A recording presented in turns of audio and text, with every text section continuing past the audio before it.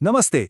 चलिए आज अलजेब्रा को एक अलग नजर से देखते हैं, एक कोड की तरह जिसे हम मिलकर क्रैक करने वाले हैं। और यकीन मानिए, ये सिर्फ नंबर्स का खेल नहीं, उससे कहीं ज्यादा मजेदार है। तो शुरू करें। हाँ, ये सब देखकर पहली बार में थोड़ा कॉम्प्लिकेटेड लग सकता है ना? इतने सारे शब्द, नंबर्स। पर घबराने की बिल्कुल जरूरत नहीं है। हम इसे एक एक करके बिल्कुल आसान टुकड़ों में समझेंगे और देखते ही देखते ये सब कितना दिलचस्प लगने लगेगा। तो सबसे पहले शुरुआत करते हैं इसकी नींव से, यानी इसके बेसिक बिल्डिंग ब्लॉक से। और इन ब्लॉक्स को हम कहते हैं अनलाइक टर्म्स, यानी असमान पद। अब ये शाब्दिक गुणांक या लिटरल कोएफिशिएंट्स सुनने में थोड़ा टेक्निकल सा लगता है, पर इसका मतलब बहुत सिंपल है। इसका मतलब है टर्म का जो लेटर वाला हिस्सा होता है ना, जैसे एक्स, वाई, जेड, बस वही। तो अगर दो टर्म्स के ये लेटर वाले हिस्से अलग अलग हैं, तो बस वो हो गए अनलाइक टर्म्स। चलिए, इसको एक एग्जाम्पल से समझते हैं। यहाँ 3 टर्म्स हैं, -3x², 7x³ और 4x⁴।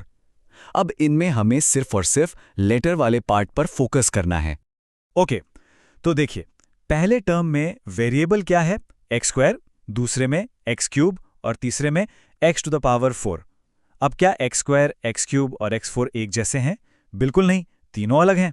और बस इसी वजह से ये तीनों अनलाइक टर्म्स कहलाते हैं। देखा कितना सिंपल था। इसको और बेहतर समझने के लिए अनलाइक टर्म्स को लाइक टर्म्स से कंपेयर करके देखते हैं। सोचिए, क्या हम सेब और संतरे को आपस में जोड़ सकते हैं? नहीं ना? बिल्कुल वैसे ही 7x³ और 4x⁴ को हम जोड़ नहीं सकते, क्योंकि उनके वेरिएबल पार्ट अलग हैं, पावर्स अलग हैं। लेकिन अगर हम 7x³ और 2x³ को देखें, यहां दोनों में x³ सेम है, तो ये हो गए लाइक टर्म्स। बहुत बढ़िया। तो अब हम बिल्डिंग ब्लॉक्स यानी टर्म्स को पहचान गए हैं।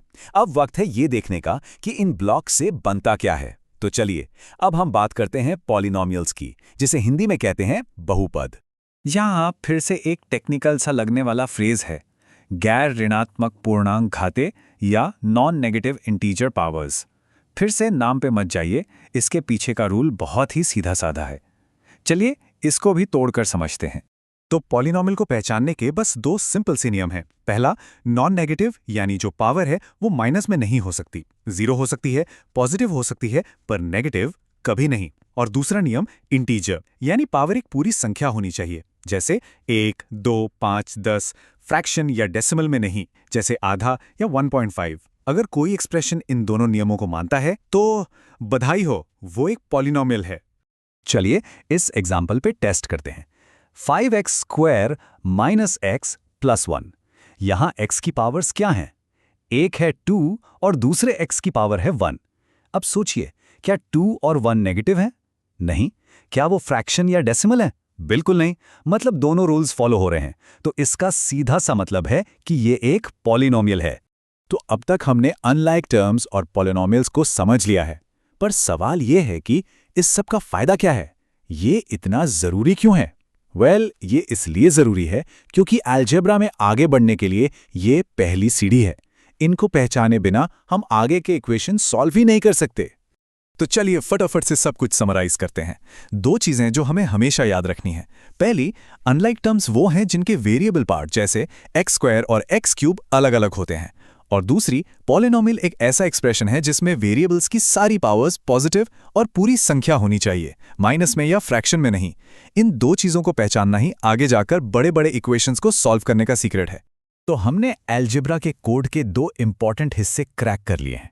बिल्डिंग ब्लॉक्स क्या हैं और उनसे स्ट्रक्चर कैसे बनता है, ये अब हम जानते हैं। ये एक शानदार शुरुआत है। पर अब सवाल ये उठता है कि अब आगे क्या? इन बिल्डिंग ब्लॉक्स और स्ट्रक्चर्स को पहचानने के बाद हमारा अगला कदम क्या होगा? सोचने वाली बात है ना?